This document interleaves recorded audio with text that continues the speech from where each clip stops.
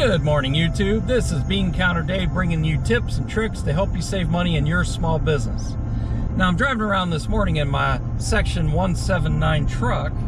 If you don't know what Section 179 is, that is a great hack for small businesses to help you save on depreciation. If you don't know what Section 179 is, please stay tuned to the end of this video and I'll put a link at the end of it.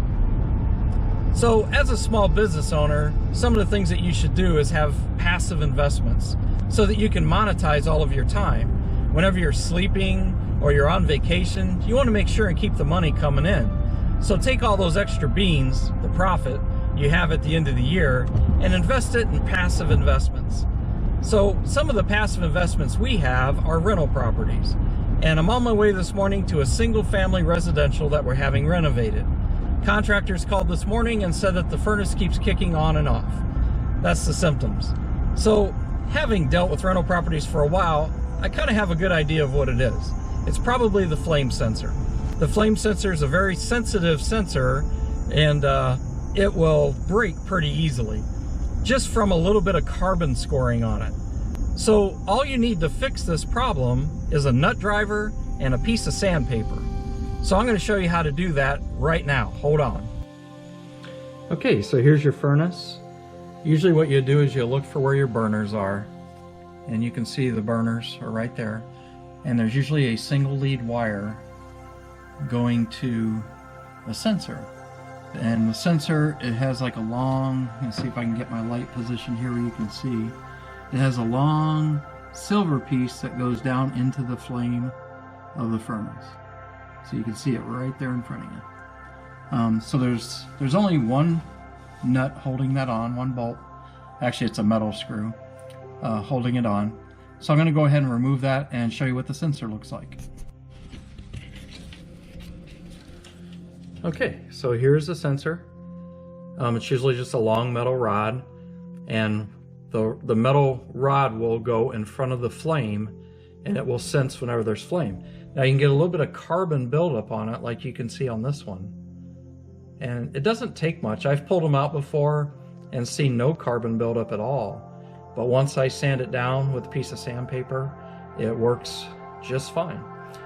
So I'm gonna go ahead and take this off of this lead and show you the next step. Okay, so I came out to a different part of the house to actually sand down this flame sensor because I couldn't hold the camera and the sensor and my emery board. Now I know I had mentioned earlier about using sandpaper, but if you're going to use sandpaper, you should use like 1000 grit sandpaper, something really, really fine. But another thing you can use is a dollar bill. So if you just take a dollar bill and just rub it on the sensor back and forth and shine it up.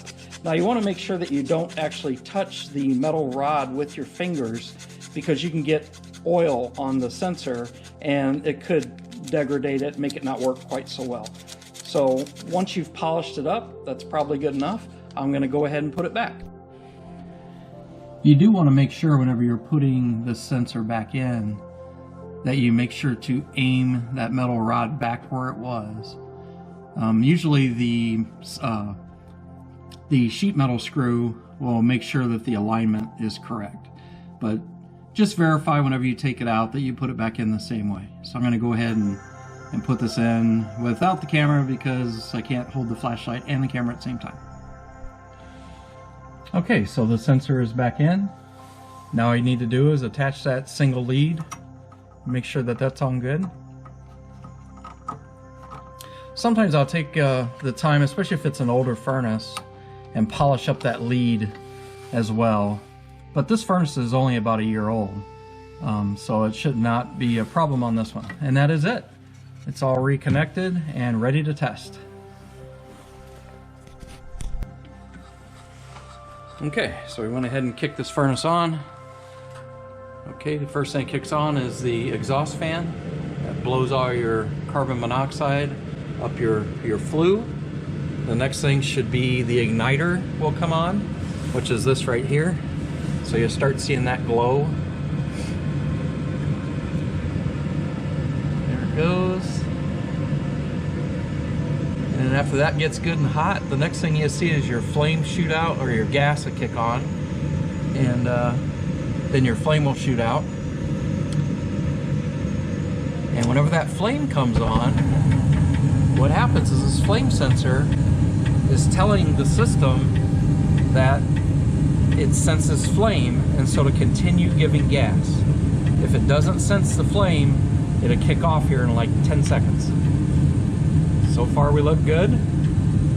Looks like our little fix on the flame sensor has fixed the problem. So that was pretty easy. All it cost us was about 3 minutes and saved hundreds of dollars.